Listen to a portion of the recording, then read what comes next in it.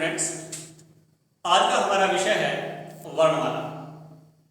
जब हम किसी प्रतियोगी परीक्षा के लिए हिंदी भाषा की तैयारी करते हैं तो हमारे लिए सबसे अधिक महत्वपूर्ण हो जाता है उसके व्याकरण को जानना।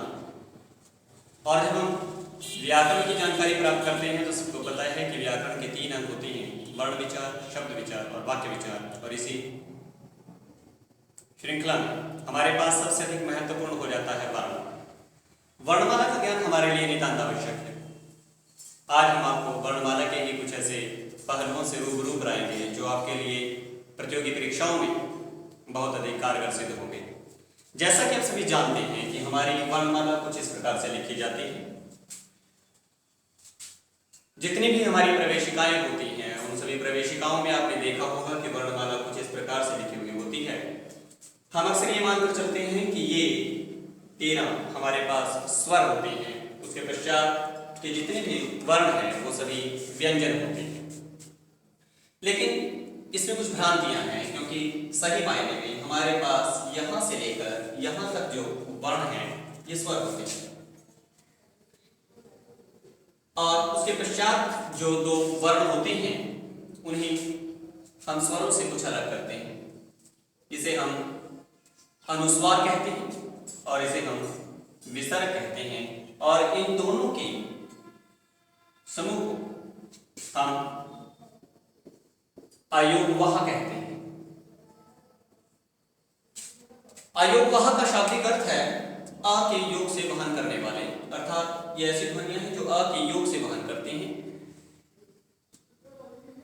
इन दोनों को हम वर्णों से और व्यंजनों से स्वरों से और व्यंजनों से अलग करके चलेंगे।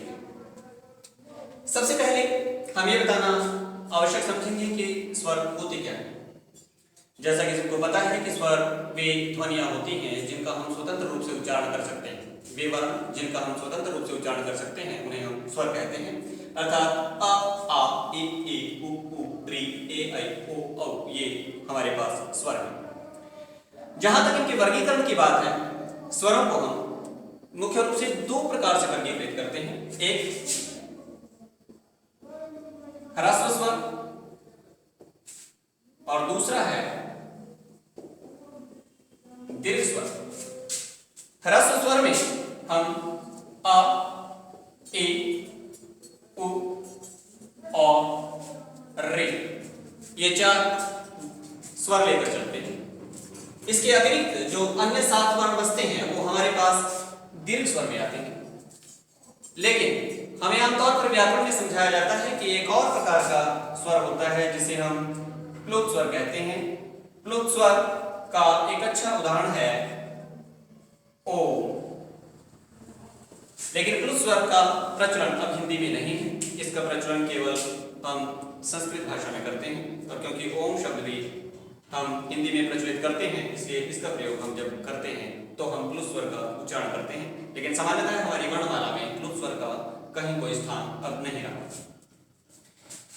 उसके पश्चात हमारे पास आ जाते हैं इसके बाद के वर्ण जिन्हें हम व्यंजन कहते हैं। व्यंजन में हमने 3 प्रकार का वर्गीकरण किया है। क से लेकर म तक के व्यंजन स्पर्श व्यंजन कहलाते हैं।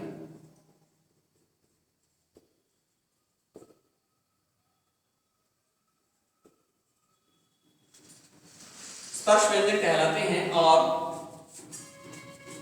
इसके बाद के जो 4 वर्ण हैं य, र, ल, व, इन्हें हम अंतस्थ व्यंजन कहते हैं। इसके पश्चात के 4 वर्णों को हम ऊष्म व्यंजन कहते हैं। इस प्रकार क से लेकर म तक जो 25 हमारे पास व्यंजन हैं ये स्पर्श व्यंजन आते हैं, और उसके पश्चात अंतस्थ व्यंजन 4 और ऊष्म व्यंजन 4 होते हैं। इस प्रकार हमारी वर्णमाला में 11 स्वर और 33 व्यंजन होते हैं, और दोनों के योग से हमारी वर्णमाला में कुल 44 वर्ण आते हैं। यहां मैं एक बार फिर से ये बात बताना चाहूंगा कि अंत और अह अयोगवाह है। इन दोनों को हम स्वरों और व्यंजनों से अलग लेकर चलते हैं। इसके पश्चात कुछ और वर्ण भी हैं जो हमारी वर्णमाला में आमतौर पर दिखाई दे जाते हैं। इसके नीचे हम 3 वर्णों को आमतौर पर प्रवेशिकाओं में देखते हैं कि वो यहाँ पर लिखे हुए होते हैं। वो हैं श, त्र और ज्ञ। वास्तव में ये कोई स्वतंत्र वर्ण नहीं है, ये संयुक्त व्यंजन है जो दो व्यंजनों के योग से बने हैं। क्ष को क प्लस श के रूप में हम लिख सकते हैं, त्र को त प्लस र के रूप में हम लिख सकते हैं और ज्ञ को ज प्लस य के रूप में लिख सकते हैं। इसके अलावा कुछ और संयुक्त ध्वनियां भी हैं, जैसे श्र, श्र को हम श प्लस र के रूप में लिख सकते हैं। यहाँ एक और बात ध्यातव्य है कि क्योंकि व्यंजन स्वरों की सहायता से उच्चारित होते हैं, इसलिए इनको जब हम लिखते हैं तो इनको हम इस रूप में लिखते हैं। इसका अर्थ यह है कि ये व्यंजन है और ये इस समय स्वर से पृथक है और इस रूप में इसका अपना कोई महत्व नहीं है, लेकिन जब हम इसे इस रूप में लिखते हैं तो इसका अर्थ यह है कि इसके अंदर एक स्वर छिपा है अ। इसके अलावा जो स्वर हैं उनकी मात्राएं इनके साथ जुड़ जाती हैं, उसके पश्चात हम इन व्यंजनों को उच्चारण में लेकर आते हैं। अगर क में ई की मात्रा जोड़ दी जाए तब ये इस प्रकार से उच्चारित होगा, अर्थात इसका जो उच्चारण है हमेशा स्वरों की सहायता से किया जाता है और ये केस पूरे व्यंजनों के संदर्भ में सही है। अब हमारे पास एक और बात उभर कर सामने आती है कि ये जो स्वर हैं, व्यंजन हैं, इनका वर्गीकरण और किस किस प्रकार से किया जा सकता है।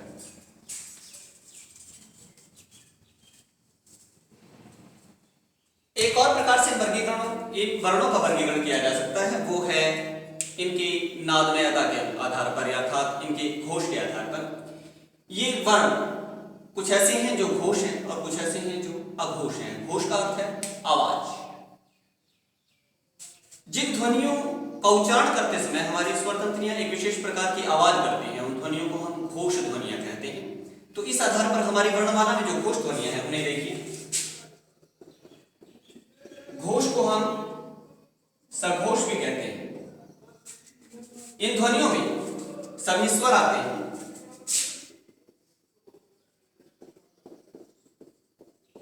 अर्थात 11 ध्वनियां ये घोष है। इसके अतिरिक्त प्रत्येक वर्ग के अंतिम 3 वर्ण आते हैं,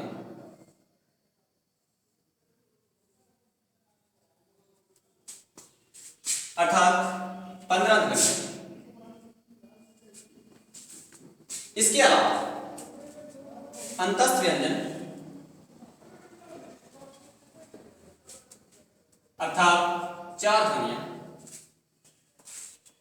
और एक ह, कुल 31 ध्वनियां घोष है।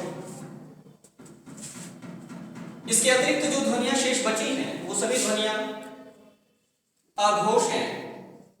अघोष ध्वनियों में प्रत्येक वर्ग के प्रथम 2 वर्ण आते हैं, क ख च छ ट ठ त थ प फ। इस प्रकार ये 10 ध्वनियां अघोष हैं और इसके अतिरिक्त श श स 3 ध्वनियां ये, यानी 10 और 3 13 ध्वनियां हमारे पास अघोष होते हैं।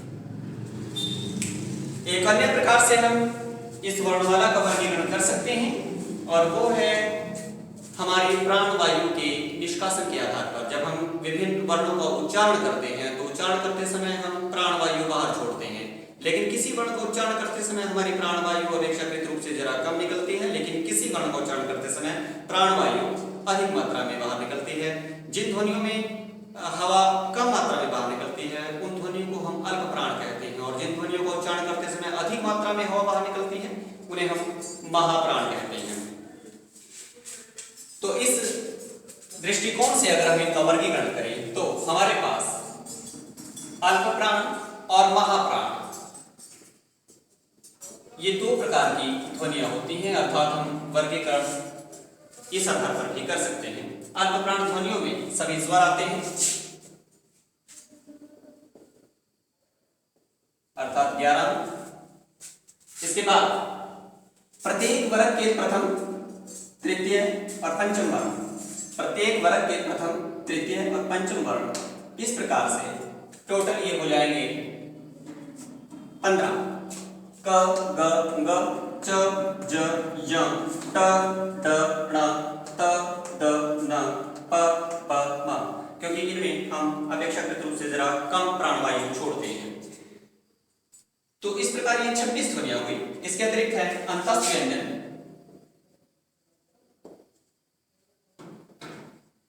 इनकी मात्रा 4 है, सॉरी इनकी संख्या 4 है। य र ल व इनकी संख्या 4 है, टोटल 26 है। और इसके अलावा 15 और 11 26 4 30 और एक हमारे पास होता है अनुस्वार। इस प्रकार हमारे पास अर्थप्राण ध्वनियां हैं 31। अब जरा चेक कीजिए, का का उच्चारण करते समय हम कम हवा छोड़ते हैं, लेकिन जैसे हम बोलते हैं ख अधिक हवा निकलती है, ग में कम, घ में ज्यादा, च में कम, छ में ज्यादा। तो स्पष्ट है कि प्रत्येक वर्ग के दूसरी और चौथी वर्ण महाप्राण होते हैं। और क्योंकि 5 वर्ग हैं तो 5 वर्ग के हिसाब से इनकी संख्या हुई 10 महाप्राण हैं। इसके अतिरिक्त सभी ऊष्म व्यंजन हैं, इनमें भी अधिक वायु बाहर निकलती है। और इसके अतिरिक्त एक है विसर्ग, जिसे इस चिन्ह से हम दिखाते हैं। तो कुल हमारे पास महाप्राण होते हैं 15।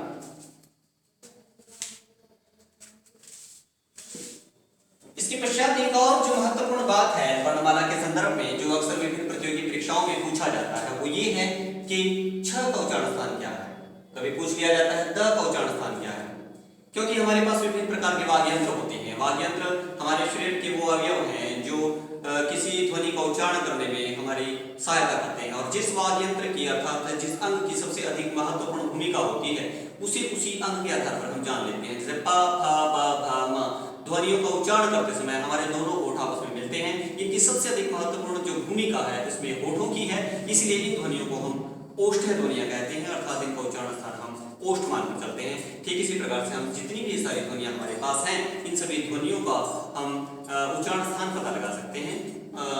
आइए हम उसी बारे में बात करते हैं। सबसे पहले हम उच्चारण स्थान पता लगाने की कोशिश करें इन ध्वनियों की, अर्थात व्यंजनों की। इनको बड़ा ही सिंपल तरीका है। आप इसी सीक्वेंस में लिखेंगे कंठ, तालु, मूर्धा, दंत, ओष्ठ। और इनको याद करने का तरीका है क वर्ग, च वर्ग, ट वर्ग, त वर्ग, प वर्ग। इसे एक दूसरे रूप में कर सकते हैं कच ट तक। अगर आप लिख लेते हैं क वर्ग, च वर्ग, ट वर्ग, त वर्ग, प वर्ग और इसके सामने आप लिखते हैं कंठ, तालु, मूर्धा, दंत, ओष्ठ, लेकिन इसी सीक्वेंस में अगर आप लिख लेते हैं तो इसका अर्थ ये है कि ये सारी जो ध्वनियां हैं ये कंठे हैं, अर्थात इनका उच्चारण कंठ से होगा। अगर आपसे पूछा जाता है कि ज का उच्चारण किससे होगा, तो आप चेक कीजिए कि ज आता है च वर्ग में, और च छ ज झ य च वर्ग, क वर्ग, च वर्ग, और दूसरे नंबर पर हमारे पास आता है कंठ, तालु। इस प्रकार ज आएगा च वर्ग में, अर्थात ये तालु के सामने आता है, तो इस हिसाब से ज का उच्चारण तालु से होगा, अर्थात ज तालक ध्वनि है। इस प्रकार से हम 25 व्यंजनों का उच्चारण स्थान आसानी से पता लगा सकते हैं। लेकिन अभी भी हमारे पास कुछ और ध्वनियां बची हैं जिनका उच्चारण स्थान पता लगाना जरूरी है।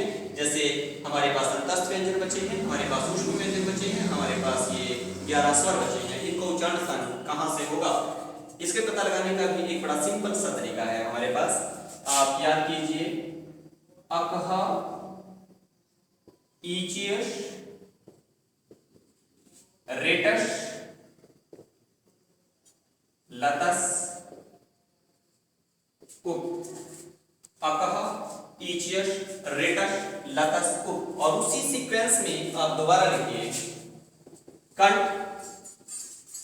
तालु, मूर्धा, दंत, ओष्ठ। अगर आप इसी सीक्वेंस में से याद कर लेते हैं अकह, ईचियश, रेटस, लतस, उप और उनके सामने लिखते हैं कंठ, तालु, मूर्धा, दंत, ओष्ठ, तो पूरी जो वर्णमाला है लगभग आप कवर कर लेते हैं। कंठ से बोले जाने वाले हमारे पास वर्ण है अ, आ दोनों। जो अ है यहाँ पर अ और आ दोनों को आ और पूरा क वर्ग क ख ग घ ग ह और विसर्ग यानी आ दो और पूरे 5 वर्ण क से शुरू होने वाले क वर्ग के जो 5 वर्ण हैं वो 7, एक 8 और एक विसर्ग 9 वर्णों का जो उच्चारण स्थान है वो कंठ है। ठीक इसी प्रकार से मूर्धा से अगर हम पता लगाएं तो रेटश आता है, इसमें छोटी री और बड़ी री दोनों आते हैं, लेकिन बड़ी री केवल संस्कृत में होती है, हिंदी में नहीं, इसलिए री और पूरा ट वर्ग और श इसका जो उच्चारण स्थान है वो मूर्धा है, अर्थात इन ध्वनियों को हम मूर्धन्य ध्वनियां कहते हैं।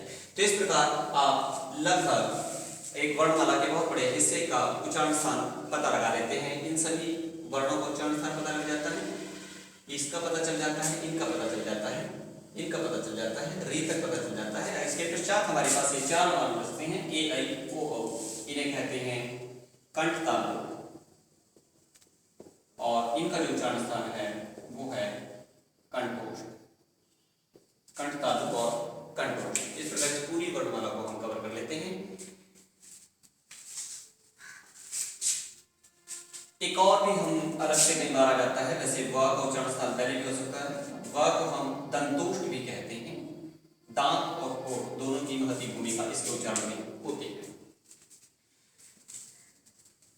इसके अलावा हमारी वर्णमाला में कुछ अन्य स्वर भी हैं, अन्य स्वर और व्यंजन दोनों आए हैं जो कुछ नए लगते हैं। जैसे हमारे पास एक और स्वर आया है, ये इसे हम अर्धचंद्र कहते हैं। समय समय पर हमारी वर्णमाला में इन शब्दों का इन वर्णों का प्रयोग इसलिए करना पड़ता है क्योंकि विदेशी भाषाओं के ऐसे शब्द आ जाते हैं जिनको उच्चारण करना हमारे जो वर्णमाला है वो शायद सक्षम नहीं हो पाती। जैसे ये ध्वनि, इस ध्वनि की आवश्यकता हमें इसलिए पड़ी कि अंग्रेजी के कुछ ऐसे शब्द हैं जिनको उच्चारण करने के लिए हमें इसकी आवश्यकता पड़ती है, जैसे डॉग, कॉलेज, बॉस। याद रखिए इसे हम कहते हैं अर्धचंद्र और इसका उच्चारण कुछ आ और ओ के बीच की ध्वनि होती है। ये इस ध्वनि से अलग है, इसे हम कहते हैं अनुनासिक। ये चंद्र से संबंध रखती है, ये अर्धचंद्र है, इसे चंद्राकार ध्वनि कहते हैं, इसे अर्धचंद्र कहते हैं, ये अनुनासिक है। ठीक इसी प्रकार से व्यंजनों में भी हमारे पास कुछ नए व्यंजन आए हैं। जैसे हमारे पास ये और ये दो व्यंजन आपने बहुत बार देखे होंगे। यहां ये बात ध्यातव्य है कि ये दो व्यंजन इन दो व्यंजनों से अलग हैं। ये दो व्यंजन इन दो व्यंजनों से भिन्न हैं क्योंकि इनके नीचे अगर हम ध्यान से देखते हैं तो एक हल्की सी बिंदी पड़ी है और ये इनके दोनों के उच्चारण की वजह से इसे हम कहते हैं ड, इसे हम कहते हैं अड, इसे कहते हैं ढ, इसे कहते हैं ढ। कभी भी किसी भी शब्द की शुरुआत इन दो व्यंजनों से नहीं हो सकती। जब हम डमरू कहते हैं तो डमरू का प्रयोग इस ड से शुरू होता है, इससे नहीं। इन दोनों का प्रयोग किसी शब्द के आरंभ में कभी नहीं हो सकता। ये बीच में आ सकते हैं और अंत में आ सकते हैं, लेकिन आरंभ में कभी नहीं आ सकते। ठीक इसी प्रकार से एक और प्रकार की ध्वनियां हैं जिनके नीचे हम एक छोटी सी बिंदी डालते हैं, जिसे हम नुक्ता कहते हैं।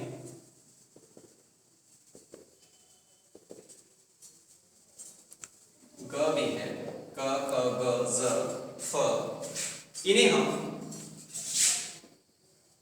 अलजीवा से उच्चारित करते हैं। इन्हें हम अलजीवा से उच्चारित करते हैं और इनका प्रयोग उर्दू फारसी के जो शब्द हैं उनको उच्चारण करने के लिए आमतौर पर हम करते हैं। तो ये जो है ध्वनियां, ये अलजीवा ध्वनियां हैं।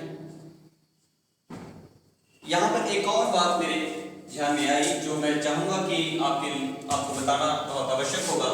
हमारी जो वर्णमाला में कुछ जो वर्ण हैं वो कुछ स्पेशल खासियत लिए हुए हैं, इसलिए उनका हमने कुछ अलग नाम रखा है। जैसे अड़ और ढ, ये जो शब्द हैं इन्हें हम उत्क्षिप्त कहते हैं।